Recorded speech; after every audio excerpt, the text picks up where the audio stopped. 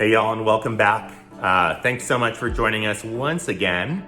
Before I jump into what is likely one of my most exciting video topics that I've done in a while, I just wanted to mention, if you live in Portland, or you live in Vancouver, or you live in Beaverton, or you live in Camas, you live in the Pacific Northwest, if you're thinking about buying or selling, click that link below, because we're gonna be putting out great content every single week, which is all about the market here, all about, do's and don'ts of buying and selling, great data like that. So check that out. Let me know if you have any questions. Feel free to drop those in the comments. All right, this week, little bit of a departure from what we normally talk about. Normally I'm like, here's what you do to make sure that you are successful. But I actually want to talk to you about something that I'm always excited to talk about, which is what my favorite home style is, and maybe it's yours too. That home style is mid-century modern. For people who aren't super familiar with mid-century modern, it is, typified often by single-story homes, often ranches that were built mid-century, as it is connoted. What I love about mid-century is that it is minimalist, right? So it's very basic, bare bones details.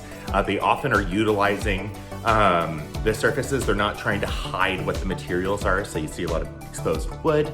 And there's just some really gorgeous homes out there, sleek and simple, which is what I'm all about. It also plays into a lot of furniture. I mean, Saarinen tables are some of my favorite tables out there.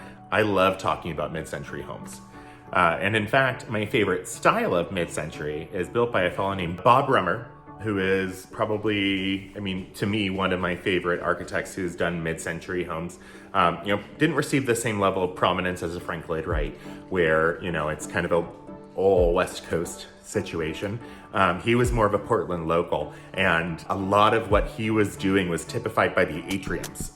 They were like these windows into the homes. You'd walk up and there's these tremendous arches before you're even in the house. And so it's bringing, the way that people look at it is it's bringing the outside in. They don't come on the market very often. They're beautiful homes.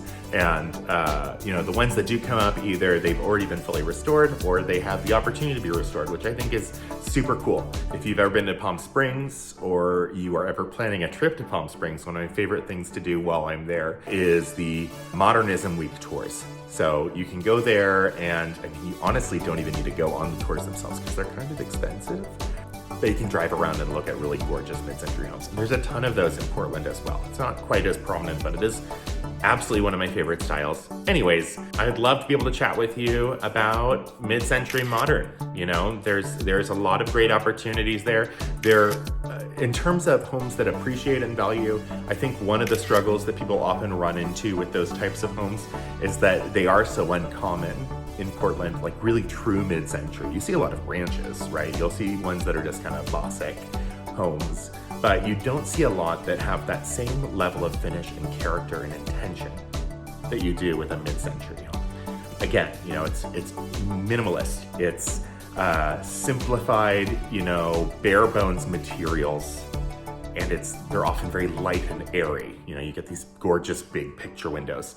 So what I love about mid-century homes, those are the things I love about mid-century homes in terms of the value that they bring. They are always super sought after. Especially in this market, we're seeing a lot of competition on them, but any market really, there's a lot of mid-century heads out there. And so I think the value is there. Right? Supply and demand is really always the biggest thing that comes up, and the value is there for people. Now, what is challenging is that appraisers often have a hard time with seeing that value because there's not much to compare it to because it is so unique. So if you are purchasing mid-century, I guess the only real caveat I would put in there is, be mindful of the fact that homes like that are often harder to appraise and harder to see value in. But if you're someone like myself and you see the value, then mid-century might be right for you. Thank you so much for joining us. The homes that I've showed you today are all actually currently on the market. So if you're curious to go and see any of them, give me a buzz. I'd love to be able to tour you around. It's my favorite thing to talk about in real estate. So I'd love that if you were down to go and see some homes. My contact information is below. You can also check out some of the links in the About section just to see some other social media that we have going on. We have a lot of great content we're putting out all the time, so feel free to click the subscribe button. We're gonna be putting out new content every single week, all about Portland, all about real estate, all about the Pacific Northwest. all about mid-century, whatever. Anyways, I hope you have a great day, and I will talk to you soon. Bye-bye.